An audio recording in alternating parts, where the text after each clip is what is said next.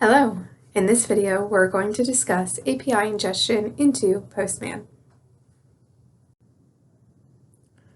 First, we'll log into Focus.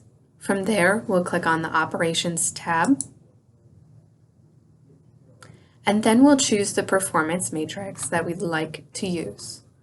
Right now, mine's set on default, and I'm going to choose a different performance matrix. In order to retrieve the Performance Matrix API data, we'll click on the Manage API button. It looks like a little robot. Our URL will consist of a few different parameters.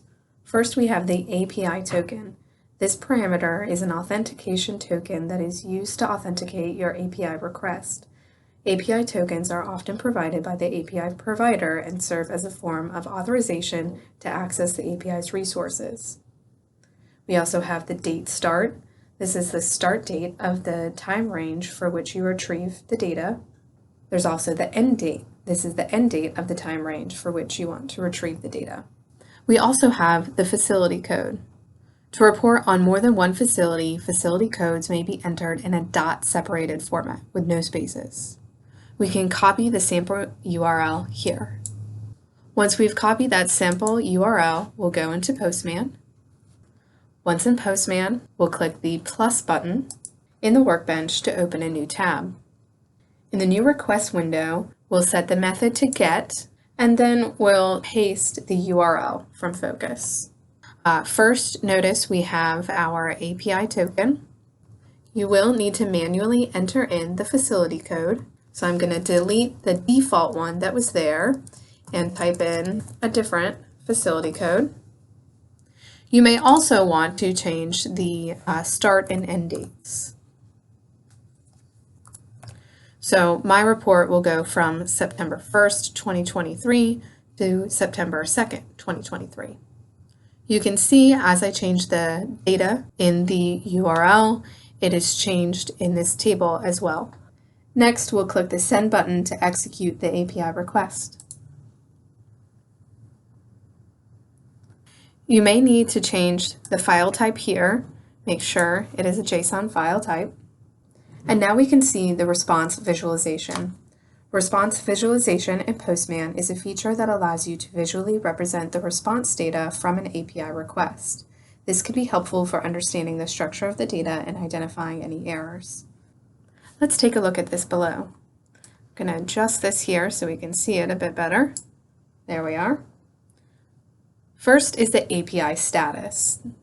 The API status section provides metadata about the API request and its processing status.